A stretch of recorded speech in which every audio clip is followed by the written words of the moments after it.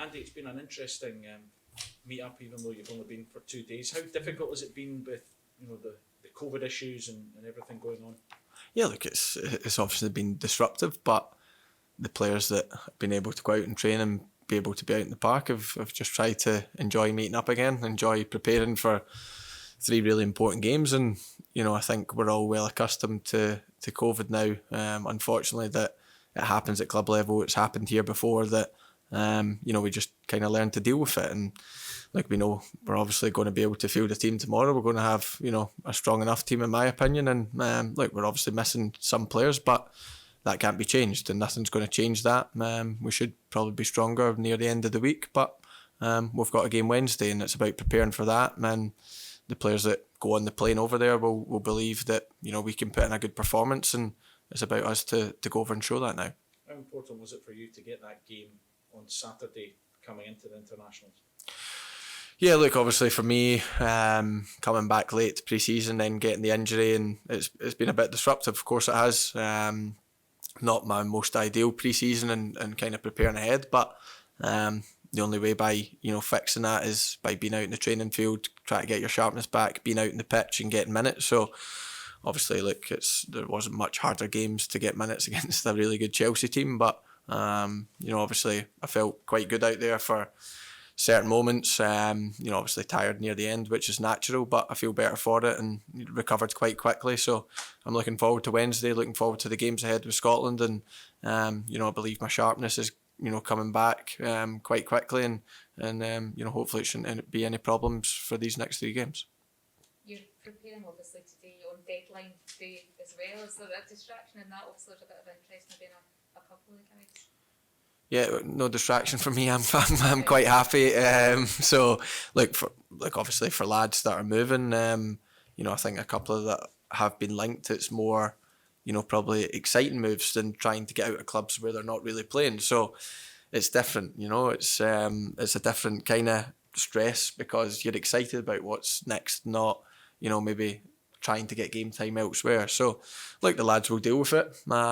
It's exciting times for them, and if moves materialise, then great for them. If they don't, then they'll have to deal with that. But I can say that everyone's focused on what lies ahead tomorrow. What will be today will be, and I think we all have representatives that are always in control of that. And if people sign for other clubs, then so be it. But then we expect them to be fully focused on what lies ahead tomorrow. And, I've known these boys well enough for long enough that, they'll certainly do that. We've spoken about the distractions, but as a group, how excited are you about just getting back to playing for the national side tomorrow? Yeah, look, it's great. Obviously meeting back up on Sunday, just seeing everyone again after the summer, was great to see them. The whole Scotland environments now. We're all a lot tighter to the staff, a lot closer to the players, and it's always enjoyable meeting up because we get on really well. But it's also a bit performing on the park, and we've had a quick turnaround. Some lads obviously played games on Sunday, and Sunday to Wednesday's quite quick, but obviously not been able to do much training, but we've prepared the best we can do, and come kick off tomorrow night, we'll be ready. Having the time to think back to the Euros, Andy, how do you reflect on it? Look, one with pride.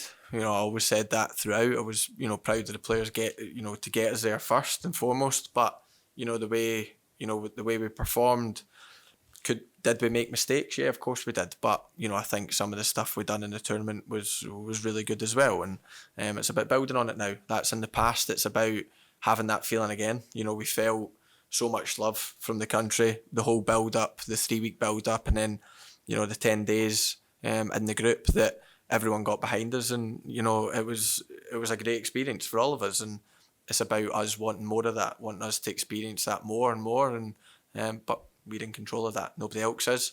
When we're out in the park, we need to put points on the board and try and qualify for tournaments again, and, we certainly don't want to wait as long as, the country did the last time. How welcome was that love that you talk about that you felt from the country?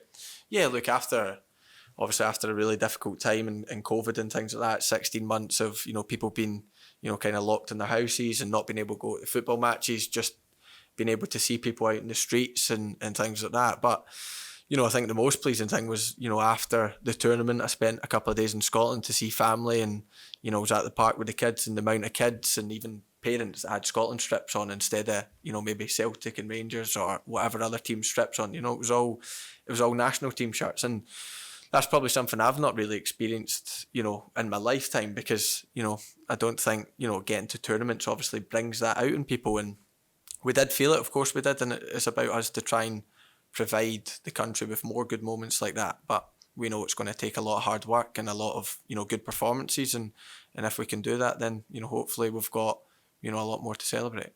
How do you assess our qualification chances at the moment?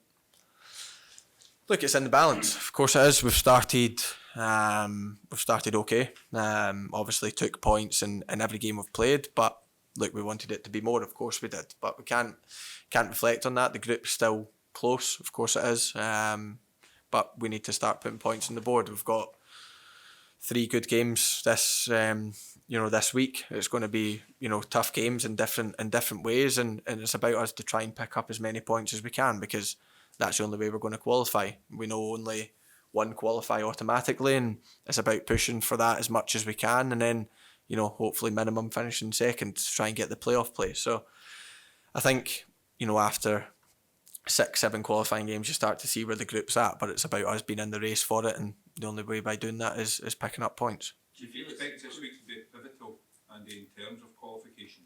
Because the 2 away games against 2 key opponents to try and qualify. Yeah, look, of course, obviously we were pot 3, so, we're playing the pot 2 and pot 1 away from home, and which is always difficult, but it's about trying to pick up results. That's the only way you're going to be in contention with qualifying, by picking up results against, all the teams. And obviously they too in Moldova stand in front of us just now, and it's about trying to get as many points on the board this week as possible, and looking back on it, with no regrets, and still being in the qualifying campaign going into October, November. Look, I think it's going to be close, but it's up to us to put in the performances that we know we're capable of, and if we can do that, then I do believe we're difficult to beat against any team, and we're also, we're a good opponent when we can try and, attack and cause the other team problems. But it's about bringing that all together and putting in the perfect performances, and if we do that, then I believe we can put points on the board. Do you have a points total in mind? Maybe enough? No, look, I never set, because for me, and I know for all the players out there and the manager, we look to win every game, and it's easy to say that, and sometimes during the game you start maybe accepting a draw or whatever, but before the games you always go out to win every game. So our main focus is to try and get 3 points tomorrow night, and if we get that, then we move on. But our full focus is on Denmark just now, and we look forward to the game against a really, really good team. And look, we look to try and cause them problems, because we're going to have to disrupt the way they play, because like I said, you don't get to semi-finals of Euros by fluke, and there certainly wasn't a fluke. We've got fantastic players, and we know how difficult it's going to be, but if we're at our best, then I believe we can cause them problems. Can I ask you about being a defender with Craig Gordon behind you? What that gives a defender, and the knowledge that you have a goalkeeper of that calibre behind you? Yeah, look, Craigie's been there and done it. He's what, 38 now maybe, and he's getting on a bit, but he certainly doesn't look it. He's flying about the goals and still making unbelievable saves for Hearts, and when called upon. Since I've been in Scotland, the Scotland squad, we've been blessed with good goalkeepers. Obviously I've played with Alan McGregor, David Marshall, and Craigie, and they're all top goalkeepers. So Craigie's certainly in that bracket, and look, he's a fantastic goalkeeper, and we'll probably need him to make some big saves when he's in the goal, and hopefully we can keep a clean sheet. And finally, from me, it is transfer deadline day. One of the biggest moves in world football has been Cristiano Ronaldo coming back into the English Premier League. What does that bring to the league, in your eyes, to have a player of that calibre, if it needed anything at all? Yeah, look, there's a lot of fantastic players in the Premier League, and Ronaldo's just adding to that. We'll kind of let Man United fans and everything to worry about that. Look, obviously their prince or king is returning, I suppose, and it's about them to get excited for it.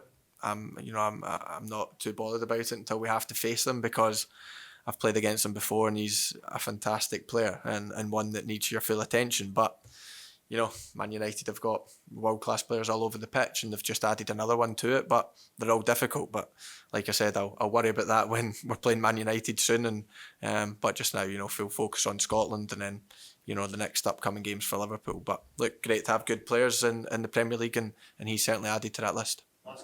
Andy, going back to Wednesday's game, what impressed you most about Denmark at the Euros? Everything about them, to be honest. You know, obviously couldn't have got off to a tougher start in terms of, you know, forget about football, in terms of life, pretty much. And, you know, the way they dealt with that alone was worthy of them to, you know, I think everyone was a Denmark fan once their country went out, and I was no different. But then they started showing the quality on the pitch. And that's what we've got to be worried about tomorrow night. You know, they have fantastic players. They have a team that is willing to fight for each other. And, you know, when you've got that, it's always a difficult opponent to play against. But, you know, we've got that as well. You know, we fight for each other. We go out there and try and, you know, do our all and leave nothing on the pitch. So it's going to be a really tough game. But in the Euros, they impressed everyone, I think. You know, the way they bounced back from, you know, a horrific thing that happened. And, you know, obviously, luckily, Eriksen, you know, is okay and everything like that. And, you know, the players dealt with it magnificently. And then they went on to make their country even prouder by getting to the semi-final. So they'll still be on a high. They'll obviously be buzzing to be all back together again. And so it makes our task a wee bit harder. But we look forward to the challenge. We're excited to play these games. And, you know, hopefully we can disrupt the way they play tomorrow night.